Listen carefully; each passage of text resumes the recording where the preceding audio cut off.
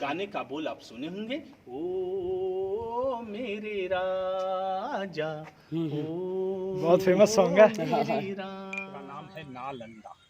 मैं आपका मार्गदर्शक का कार्य करूंगा। मेरा नाम हुआ doctor Ranjan Kumar, approved tourist guide, government of India office से अप्रूव्ड।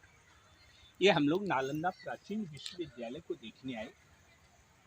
यह विश्वविद्यालय आज से 1600 वर्ष पुराना है, 1600 ईयर्स ओल्ड। यह नालंदा विश्वविद्यालय की स्थापना 5वीं शताब्दी में मगध देश के राजा सम्राट कुमार गुप्त ने यह विश्वविद्यालय को बनाई। उस समय पूरे विश्व में 3 विश्वविद्यालय थे। पहला यूनिवर्सिटी का नाम है तक्षशिला विश्वविद्यालय, जो अभी पाकिस्तान में रावलपिंडी के पास में गांधार जिसको जिसे लगाऊंगा। ये सेकेंड नालंदा बौद्ध यूनिवर्सिटी थी, यहाँ बौद्ध धर्म की शिक्षा दी जाती थी।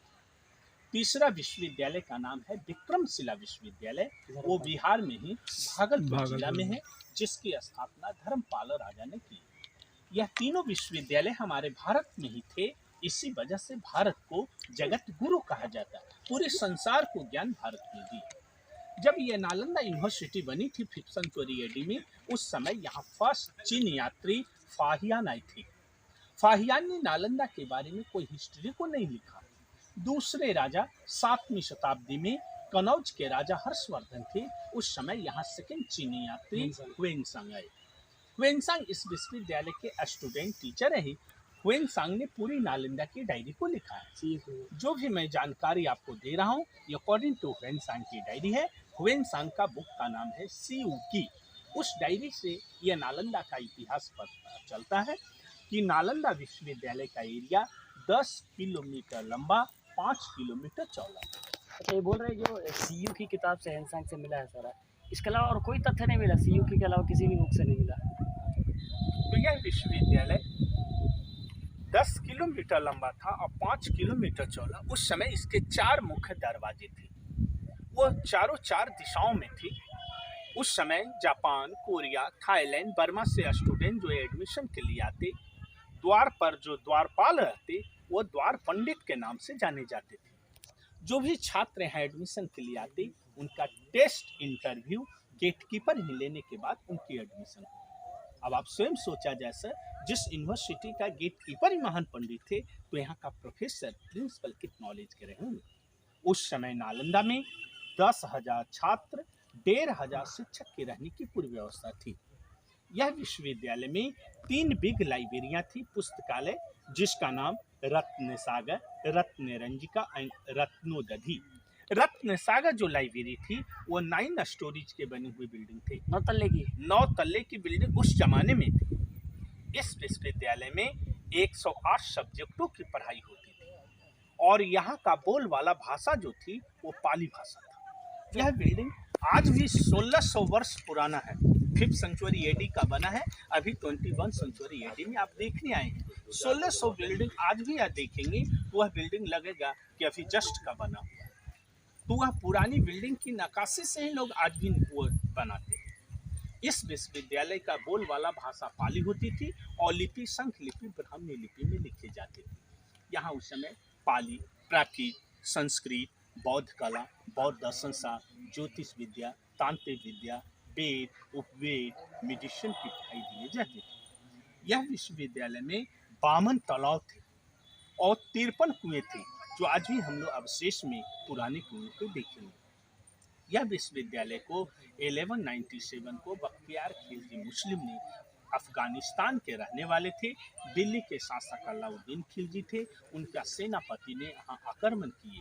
वो चाहते थे कि पूरे इंडिया में हमारा शासन है, हमारा धर्म हो इस्लाम धर्म। यहाँ बौद्ध धर्म की कला, धर्म का प्रचार करने के लिए विश्वविद्यालय थे, इसलिए यहाँ बौद्ध धर्म की ही शिक्षा दिए जाती थी।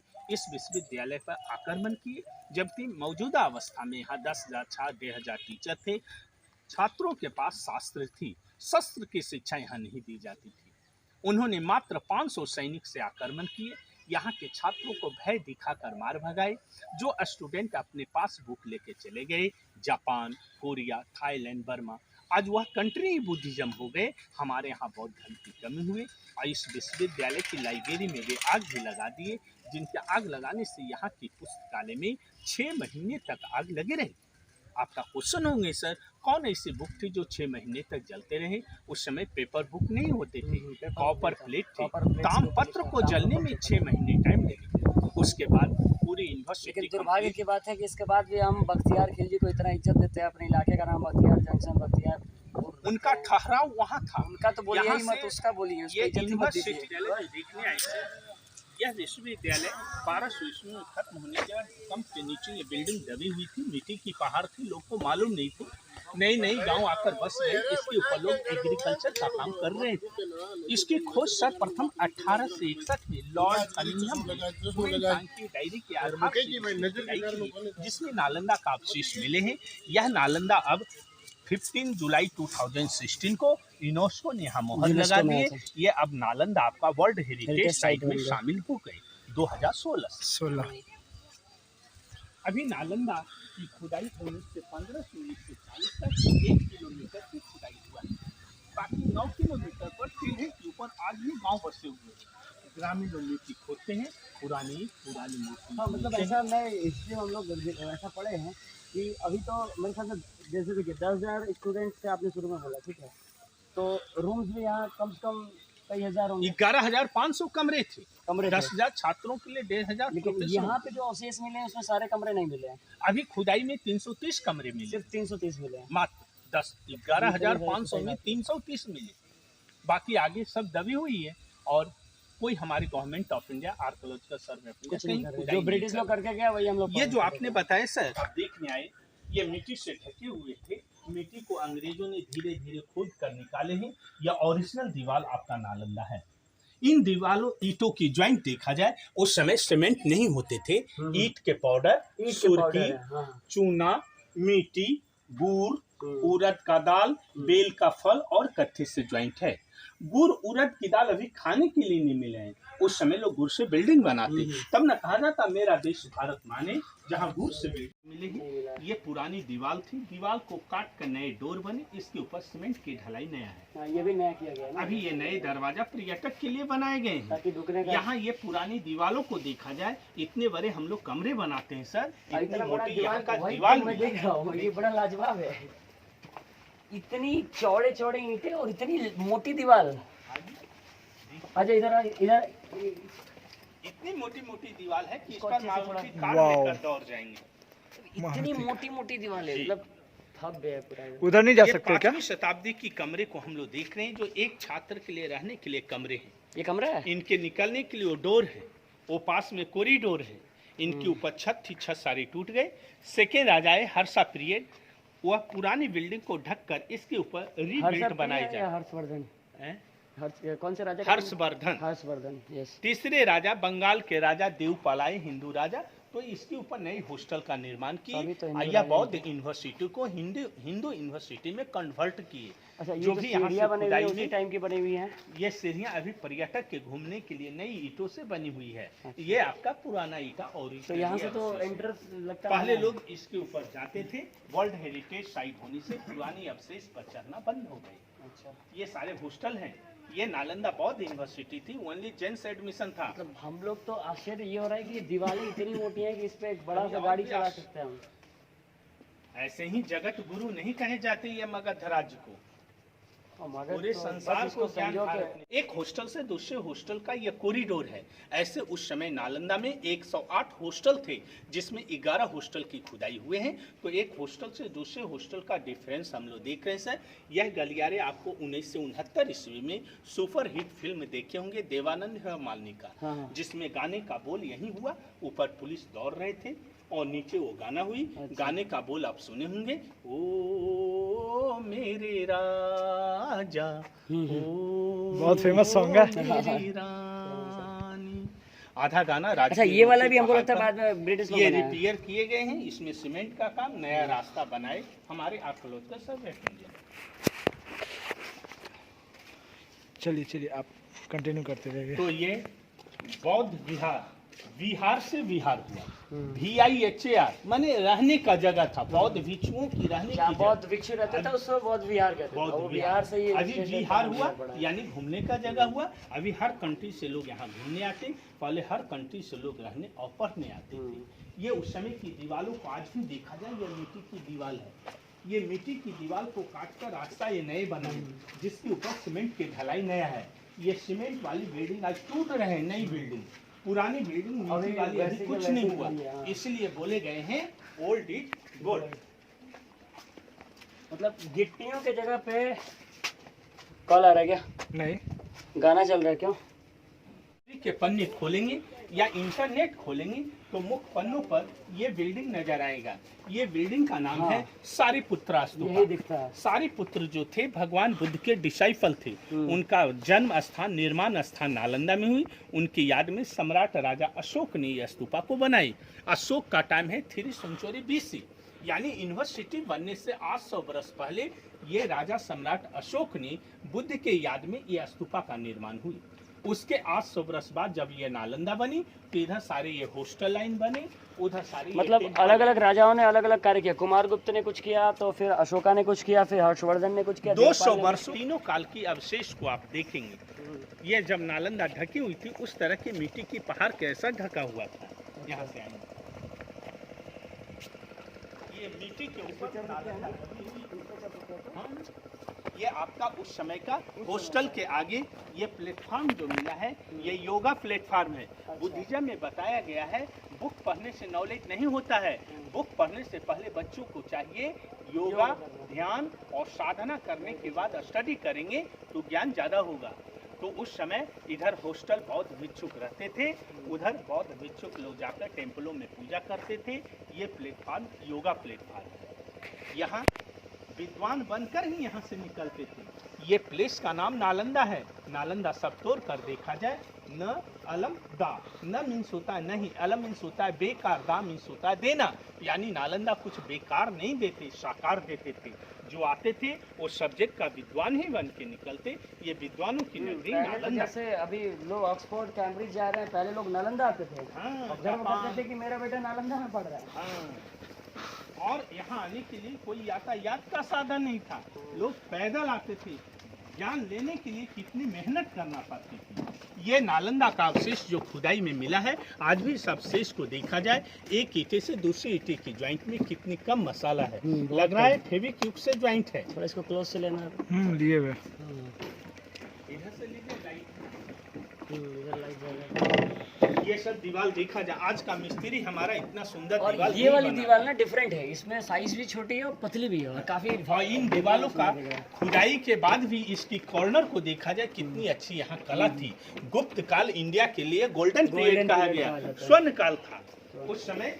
ये हॉस्टल के हॉस्टल के दरवाजे पर 2 ताक में यहाँ बुद्ध की स्टैचू होते थे। अच्छा। जो छात्र अंदर जाते बुद्धम शरणम गच्छामि स्तुति करने के बाद। ये दरवाजे लगाने के लिए लकड़ी का खील का सिस्टम होते। दरवाजे में जो आग लगी है ये जलने की दाग मिला है। यूनिवर्सिटी को आग लगाकर यहाँ बर्बाद किए गए थे। ये जो काले काले धब्बे हैं ये वो सब ये सब देखिए ना सर, काले ही धब्बे नहीं है, ये जलने वाले जलने के। हाँ दिख रहा है, तो पूरा ईंटा जलाया गया है।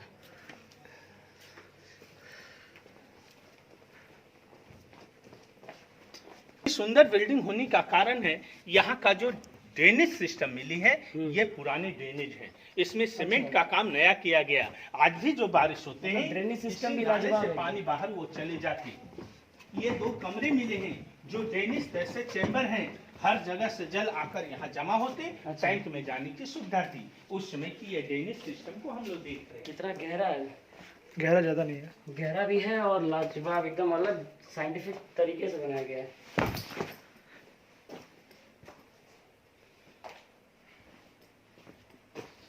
दीवार देख रहा, दीवार कैसा है।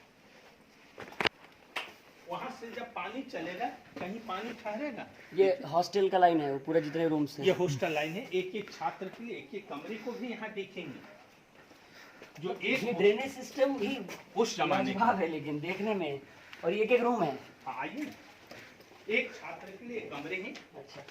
ऐसे एक ब्लॉक में 30 से 34 कमरे मिले हैं। अच्छा एक ब्लॉक में 30 से 30 34 स्टूडेंट रहते थे, 3 टीचर बोथ एक साथ अच्छा। रहते, छात्र शिक्षक एक साथ रहते, वो अनुशासन में रहते। अनुशासन में तो रहते एक छात्र के लिए कमरे को देखेंगे, ये लकड़ी के दरवाजे हैं, दरवाजे लगाने का सिस्टम है, और उनकी ये गुप्त सामान रखने की जगह लॉकर सिस्टम है।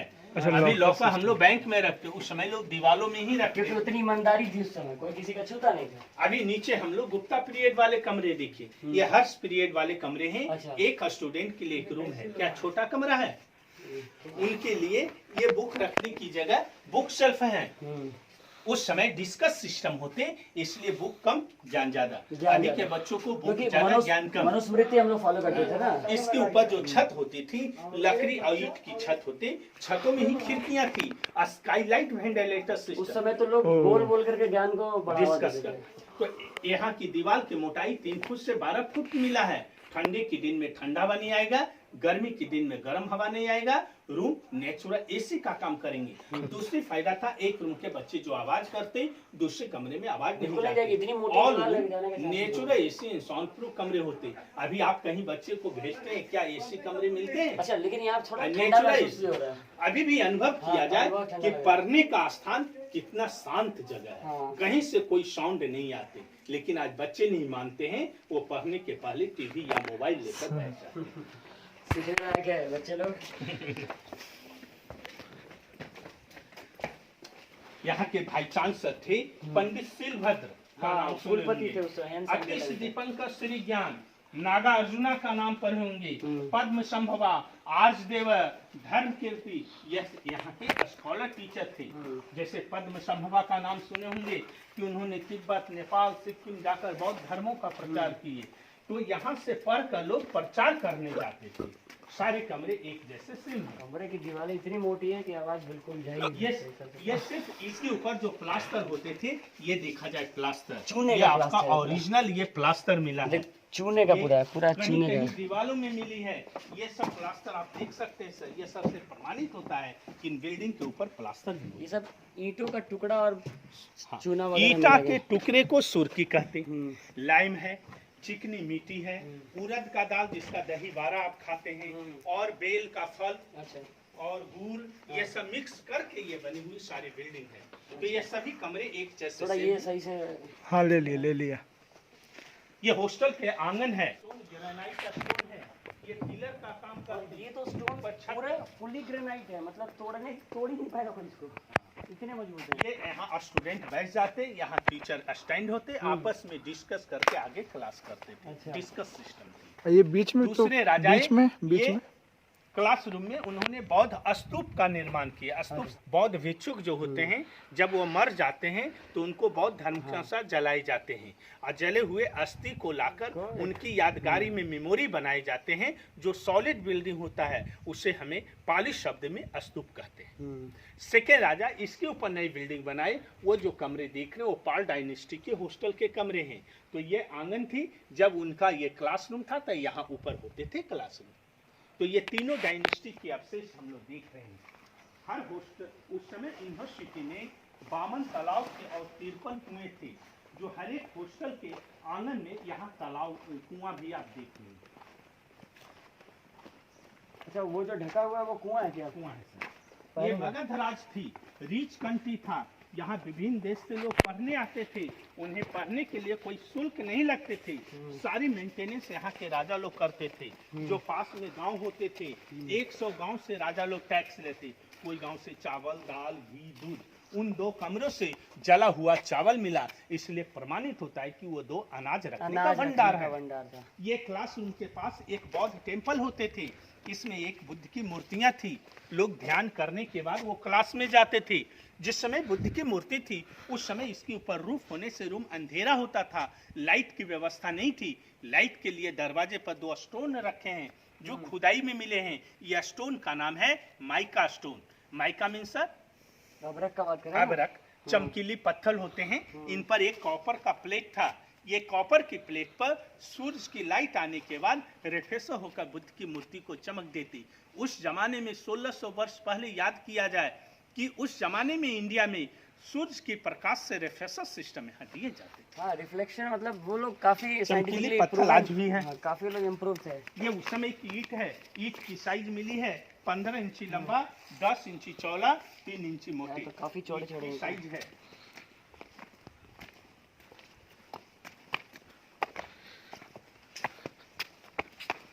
ये कुएं आपका 50 फुट गहरा है, बारिश होते पानी जमते हैं।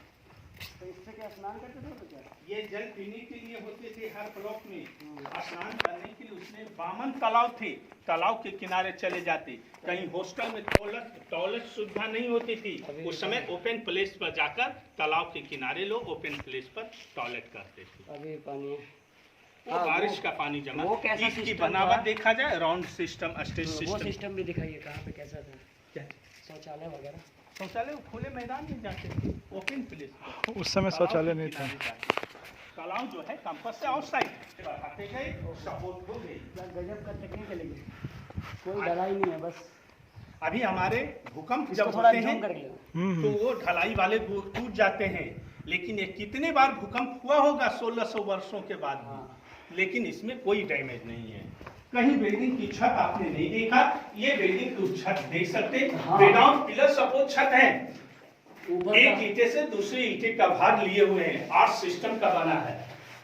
आपका क्वेश्चन होगा अनाज रखने वाला भंडार गोल क्यों है?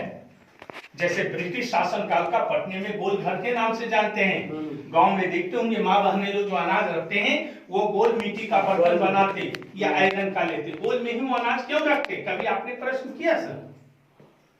वो करना चाहिए। अगर गोल में वो नहीं रखेंगे तो उनकी अनाज खराब हो जाएगा।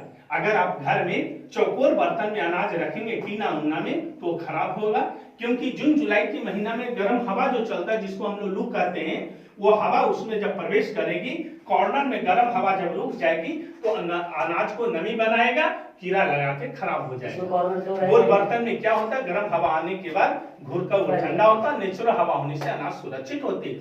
ध्यान किया जाए, आज हमारे इंडियन को आज से 1600 वर्ष पहले ये ज्ञान था कि हॉट विंडो जो अंदर आए या हवा टकरा कर ठंडा हो, अनाज मेरी सुरक्षित। मतलब इसमें भी बकायदा पूरा साइंस लगाए लोग। देखिए विद्वान की बिल्डिंग है कि तो एक ईंट आज हमारा नहीं गिरा है, हमारी बिल्डिंग 100 वर्ष में भी नहीं रह पाते और सारा नष्ट हो जाते हैं, लेकिन ये 1600 वर्ष पुरानी और इसकी ज्वाइंट में मिट्टी टाइप लगता है, मिट्टी सुरती चूने वही है हर जगह पूरी बिल्डिंग में। मिट्टी रहने से क्या होता है, ये कूलर का काम करेगा, ठंडा में गरम, गरम में ठंडा कूलर का काम करता है। ये वाला गजब का लेकिन लाजवाब है, मतलब पिलर देने का एक अलग ही अंदाज है। पहले आबादी कम थी, जानवर ज्यादा होते, लोग घी का दीपक बांटते थे। गांव में देखे होंगे इस तरह की तार, उस जमाने में ये अभी भी बहुत सारे घरों में ये भी कमरे एक जैसे सेम है। 1 किलोमीटर में यही 2 कमरे अनाज रखने का भंडार मिला। ये ड्रेनेज सिस्टम है, ये आंगन का पानी निकलने के लिए नालियां हैं। अच्छा, तो ये आपका गुप्त काल का क्लासरूम, ये हर्ष काल का स्तूपा। अच्छा। आप क्वेश्चन हम कर सकते, ये बिल्डिंग कैसे मानो कि कुमार गुप्त की ही बनी है। अभी हमारे एमपी विधायक लोग को यूनिवर्सिटी बनाते हैं तो नेम प्लेट लगाते, उस समय नेम प्लेट नहीं होते, राष्ट्रीय चिन्ह होता था। कहीं टाइगर अशोकन पिलर मिलते हैं, हम लोग समझ जाते मौर्य पीरियड की बिल्डिंग है। यहाँ से गुप्त काल के सिक्के मिले, वो सिक्के में धनुष का सिंबल मिला। वो धनुष जो है गुप्त राजाओं की चिन्ह है। जब यहाँ खुदाई होने लगा तो इन आंगन में देखिए धनुष का शेप बने हुए प्राप्त हुआ है। ये आधा धनुष ही दिखाई देते हैं, इससे प्रमाणित हुआ कि आंगन गुप्ता पीरियड के या हर्ष पीरियड वाली बिल्डिंग आधा उसी के ऊपर आधा बना देगा। हाँ, ये धनुष की आकृति का दिख रहा है, साफ दिख रहा है। आधा उधर होगा। अब बंद कर लीजिए। वहाँ ये नालंदा विश्वविद्यालय बनने से पहले स्तूपा बनी थी। स्तूपा के बाद जब ये यूनिवर्सिटी बनी, जैसे ग्राउंड लेयर का हॉस्टल के कमरे हम लोग जो स्तूपा बता रहे तो किसी का इसका भी तो सारिपुत्रा की अस्थियां। सारिपुत्र जो थे भगवान बुद्ध के डिसाइपल थे, उनके मरने के बाद ये अशोक ने स्तूपा बनाया। तो ये गुप्त काल की आंगन है। अच्छा, जिन आंगन की ड्रेनेज सिस्टम देखिए कितनी अच्छी है और गुप्त काल की है, उसकी पहचान देखिए वो धनुष। वो धनुष का चिन्ह दिख रहा है। इससे प्रमाणित हो रहा है कि ये आंगन गुप्ता पीरियड की है। और ड्रेनेज सिस्टम जो बनाया गया वहाँ से ऊंचा किया गया ताकि पानी सीधा अंदर बीच में आ जाए। देखिए ये सेकंड बिल्डिंग इसके ऊपर बनी है जो कंक्रीट का बना है। हर्ष राजा हर्ष राजा ने बनवाया था। श्री वो थर्ड राजा है देवपाल जो थे, उनकी वो सीढ़ियाँ आप देख रहे हैं, ये छोटी ईंट वाली। जब ऊपर हॉस्टल में लोग रहते ये सीढ़ी के सहारे, मतलब जब जरूरत पड़ा अलग अलग राजाओं ने अलग अलग अपने स्टोरी 200 वर्ष बाद रीबिल्ट बनाए। जब इसको खोदे गए तो गुप्त काल का धनुष मिला, प्रमाणित हुआ कि नालंदा गुप्त। जगह जगह लेकिन ग्रेनाइट के पत्थर रखे हुए हैं एकदम। पिलर का अवशेष मिलेगा ही। ग्रेनाइट यहाँ में विभिन्न देशों से लोग पढ़ने आते थे सर, किसी कारणवश से मर जाते थे, उनके डेड बॉडी को उनके घर ले जाने के लिए यातायात का साधन नहीं था। हाँ। उनको जलाकर उनकी योग्यता के अनुसार ये गोल गोल जो देख रहे हैं, अच्छा। ये सब छात्रों टीचरों की समाधियां हैं। जूनियर सीनियर प्रोफेसर की ये सब समाधियां हैं। अच्छा अच्छा इसे समाधियां को ही पाली शब्द में आप स्तूपा कहते हैं। अच्छा अच्छा। ये हम लोग वो पवित्र भूमि पर आए जहाँ भगवान महावीर और बुद्ध दोनों आए थे। आपके मन में प्रश्न होते होंगे, इतनी बड़ी यूनिवर्सिटी इसी जगह पर नालंदा क्यों बनी? तो भगवान बुद्ध और महावीर के टाइम में यह एक आम का जंगल था। अच्छा। ये जगह का नाम अम्रपवारिका वन था, मैंगो गार्डन थी। और मगध राज थी। मगध देश की राजधानी राजगीर था, जहाँ के राजा बिंबिसार थे। राजा बिंबिसार के टाइम में ये जगह पर पहले महावीर आए, बाद में बुद्ध आए। पहले जैन धर्म हुई थी, बाद में बौद्ध धर्म हुई। लेकिन प्रचार जब भगवान बुद्ध को ज्ञान की प्राप्ति बोध गया में हुआ तो सारनाथ से धर्म का प्रचार किए और मगध देश के राजा बिंबिसार को उपदेश देने वे राजगीर आए। 6 वर्षों तक बम्बू गार्डन वेणु वन में वो ठहरे राजगीर। उस समय वे ये जगह पर आया करते थे। आम का बागीचा था, शांति नगर थी, इसलिए यहाँ आया करते थे। अच्छा। यहाँ आने के बाद धर्म के प्रचार में 2 स्टूडेंट को अपना डिसाइपल बनाए, जो एक का नाम सारिपुत्रा है। अच्छा। दूसरा का नाम महामुगलैना है। महामुगलैन की मृत्यु सांची में है। वो सांची स्तूपा से नाम जानते होंगे, जो मध्य प्रदेश भोपाल में विदिशा में अशोका ने बनवाया था। अशोक की बनी। अशोक ने 84,000 स्तूपाओं का निर्माण किया। यहाँ से लेकर श्रीलंका तक अपनी पुत्री संघमित्रा को धर्म प्रचार में भेजी, अपने पुत्र महेंद्र को विदेश भेजी। इसलिए धर्मों का प्रचार अगर बौद्ध धर्म का है तो सम्राट राजा अशोक का योगदान है। तो यहाँ पर सारिपुत्रा की स्तूपा बनी। स्तूपा आप कहीं देखेंगे जो गोल बिल्डिंग होता है, वो राउंड बिल्डिंग इसके नीचे है। जब ये यूनिवर्सिटी बना तो उधर हम लोग हॉस्टल लाइन देखे, ये मंदिर लाइन देख रहे हैं, जिन दीवारों में आज भी देखा जाए पुरानी मूर्तियां हैं, जो धर्म चक्र की पोजीशन में वो बुद्ध की मूर्ति ताक में लगी हुई है। ये फर्स्ट सीढ़ियां जो देख रहे हैं गोल गोल वाली, ये 5th century AD Gupta period की है। सेकेंड सीढ़ियां हर्ष पीरियड की है और थर्ड सीढ़ियां पाल पीरियड की है। तीनों काल की ईंटें को देखा जाए, जो जितनी पुरानी है उतना ही सुंदर है। Old is gold. ये भी नालंदा जब ढकी हुई थी, वह मिट्टी का पहाड़ दिखी। उधर और खोदेंगे और भी नालंदा मिलेगी। लेकिन खुदाई काम कंप्लीट बंद है। ये लास्ट बाउंड्री है, इसके आगे खुदाई हमारे नहीं हुआ। इंडिपेंडेंस के बाद कभी खुदाई हुआ क्या? 1935 से 1940 तक खुदाई हुई। उसके बाद बंद हो गया। फिर 1972 में थोड़ा सा हुआ था, वो गेट पर जहाँ टिकट कटाए हुआ। अच्छा। ये सारे गोल गोल जो देख रहे हैं, ये सब छात्र टीचर की समाधि है। यहाँ मिला है, ये हटेगा, यहाँ भी मिलेगा। वो जो बिल्डिंग देख रहे हैं, उस हॉस्टल के लोग वहाँ जाकर पूजा करते थे। वहाँ के लोग जो मर जाते वहीं आगे देखिए गोल गोल समाधियाँ हैं। ऐसे इधर 108 टेम्पल थे, इधर 108 हॉस्टल थे। अभी 11 हॉस्टल की खुदाई ऊंचे पौधे तक हुए हैं, बाकी गांव बस गए, इसलिए खुदाई काम बंद है। इधर सभी लोग रहते थे, इधर पूजा करते। सोचिए 10 किलोमीटर ये नालंदा होगा तो कैसा नालंदा होगा। अभी हम लोग कैसा नालंदा देख रहे हैं। यहाँ से पढ़ने के बाद स्टूडेंट को कोई सर्टिफिकेट नहीं मिलता था। अभी हम लोग सर्टिफिकेट मांगते। उस समय लोग ज्ञान धर्म का जो प्रचार करते, वही उनकी सर्टिफिकेट थी। इस प्लेस का नाम नालंदा है, 2 अक्षरों के मेल से बने, नालम प्लस दा। नालम मीन्स कमल का फूल, वो ज्ञान का प्रतीक है। दा मीन्स दान देना, जो ज्ञान को दान दे वो जगह नालंदा है। अगर इसका ग्रुपिंग फोटो लेंगे, ले सकते। इसी रास्ते से आए हैं, यहीं से वापस जाने का रास्ता है। जैसे आप एक डिपार्टमेंट का सिस्टम को देखें, हर डिपार्टमेंट की सिस्टम को देखेंगे। हर के आंगन में कुआं है, हर के चारों तरफ कमरे छात्र। अच्छा, मतलब हम लोगों ने एक अभी डिपार्टमेंट देखा है, जैसे 34-35